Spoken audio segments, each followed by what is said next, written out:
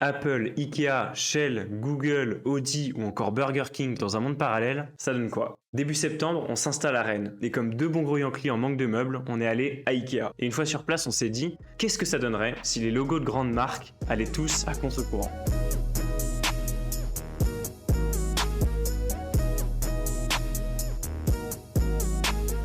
L'idée aujourd'hui, ça va être de recréer ces 6 marques à travers des logos futuristes qui s'éloignent des tendances actuelles, qui visent de plus en plus à simplifier les typographies pour rendre les logos plus lisibles et accessibles. Et ça a un nom, ça s'appelle le blending.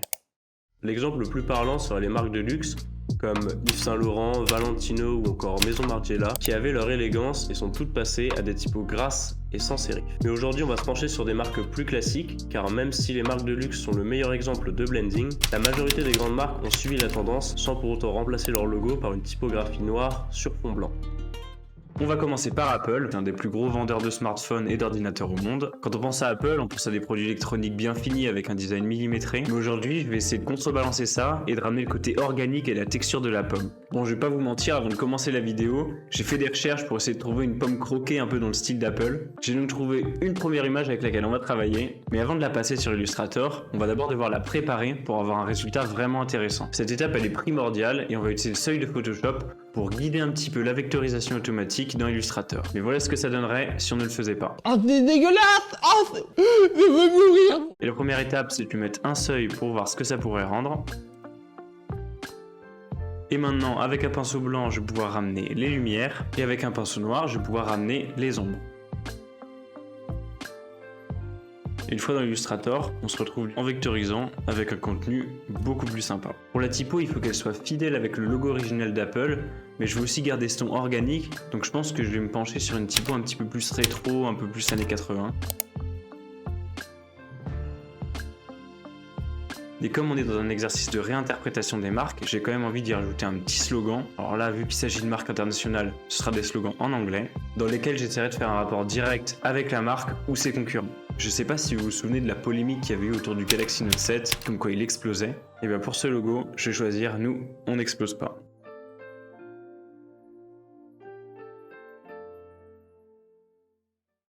Finalement, je suis parti sur une autre approche parce qu'Apple, c'est pas que des smartphones ou des ordinateurs, c'est aussi des services de streaming, des assistants vocaux ou encore des écouteurs sans fil, tout ça relié dans un seul et même écosystème. J'ai donc trouvé ça plus malin de représenter la diversité de la marque à travers un pommier plutôt qu'une pomme.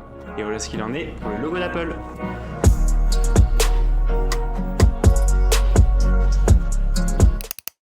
Comme j'en parlais au début, c'est en observant l'identité visuelle d'IKEA dans le magasin qu'on a eu l'idée de faire ce concept. Pas besoin de présenter, c'est le distributeur de meubles numéro 1 en Europe. Tellement qu'à chaque fois que je vais chez quelqu'un, j'ai l'impression de voir cette étagère.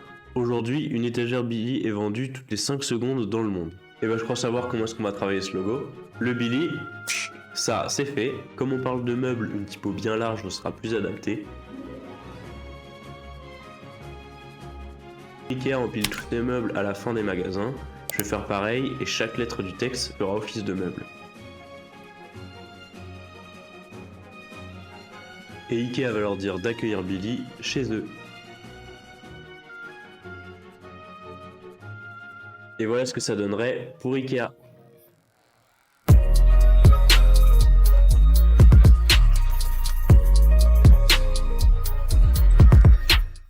Et on continue avec le concurrent direct de McDonald's, Burger King. Ce qui fait leur signature, c'est leur burger. Et il y en a un en particulier qui me vient à l'esprit, c'est le Whopper.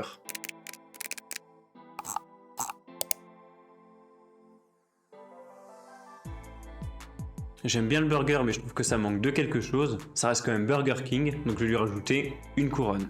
Et à côté de ce burger bien gras, je vais dire une typo bien épaisse qui soit à la hauteur. Et pour le mot King, je vais lui donner une typographie gothique pour ajouter un petit peu un côté monarchique au logo.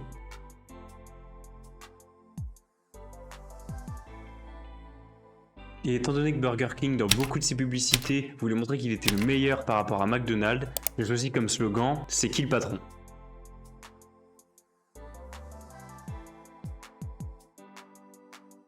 Et voilà pour le logo de Burger King.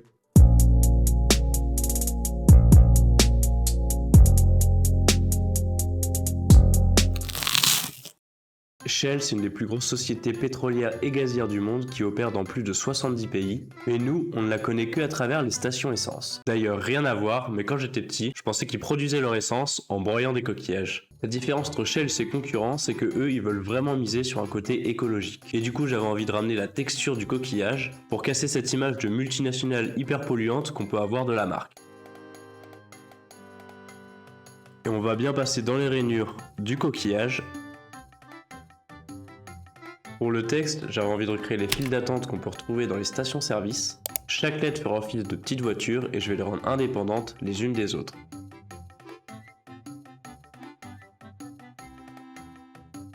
Maintenant, je vais appliquer une rotation sur certaines des lettres pour créer cet aspect désordonné des files d'attente. Je crois que j'ai jamais vu une station essence aussi chère que Shell, alors c'est ce qu'on va mettre dans le slogan.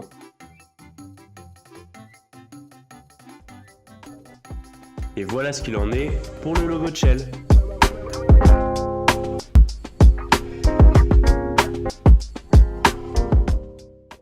Audi, c'est une marque de voitures haut de gamme, et quand on pense à Audi, on pense à l'innovation technologique, la qualité allemande, mais surtout aux conducteurs d'Audi qui, un peu comme ceux en BMW, te doublent pleine balle, voie de gauche, appel de phare.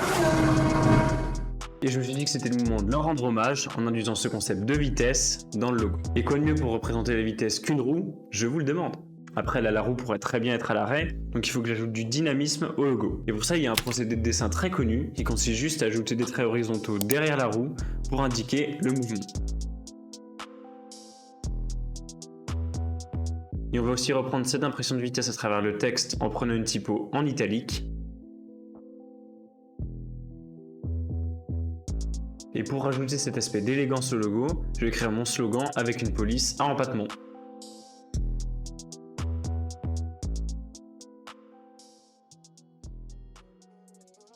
Et voilà ce qu'il en est pour le logo d'Audi.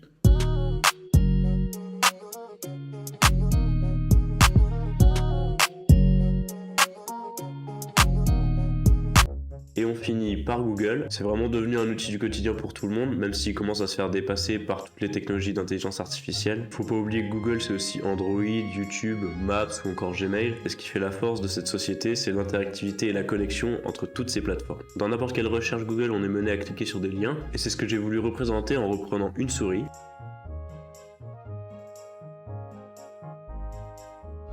Et je vais la faire cliquer sur Google.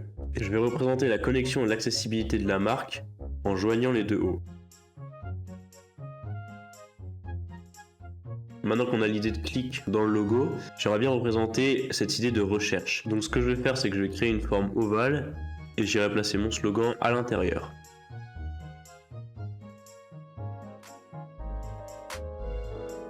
Et on en a fini pour Google.